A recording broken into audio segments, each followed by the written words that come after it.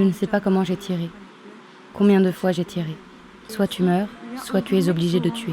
Bonjour, moi c'est Esra, je suis une nomade plutôt digitale et aujourd'hui je vais à Adana, au sud de la Turquie pour rencontrer Çiğdem Doğan. Çiğdem Doğan est une de ces femmes qui ont tué leur mari et en Turquie à un moment il y a eu un coin comme ça.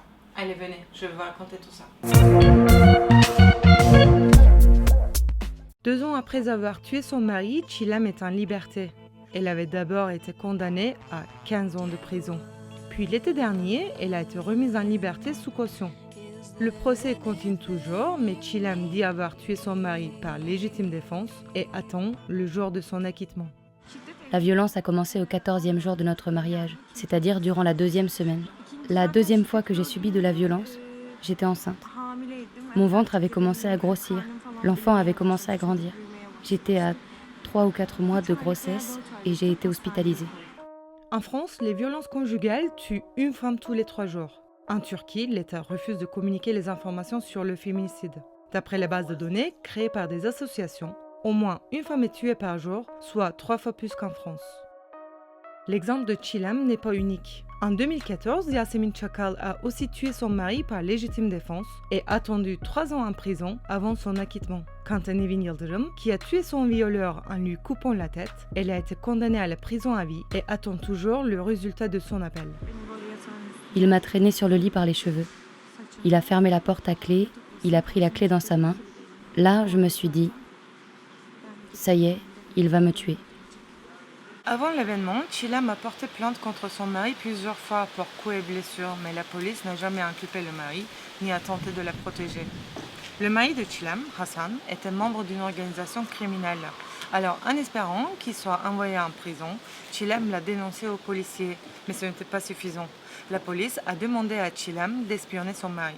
Il continue de me frapper et me dit « Prépare-toi, on y va. Tu ne vas pas poser de questions. Tu sais ce que tu as fait. »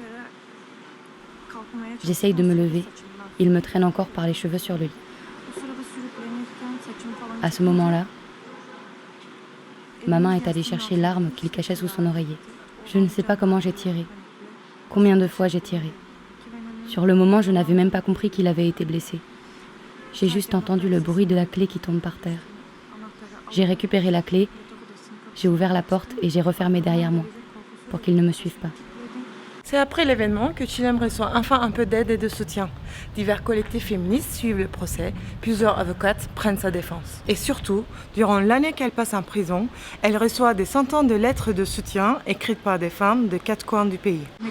Ce qui m'a touchée le plus, c'est qu'elle me disait « Tu vas sortir, tu es forte, tiens-toi droite.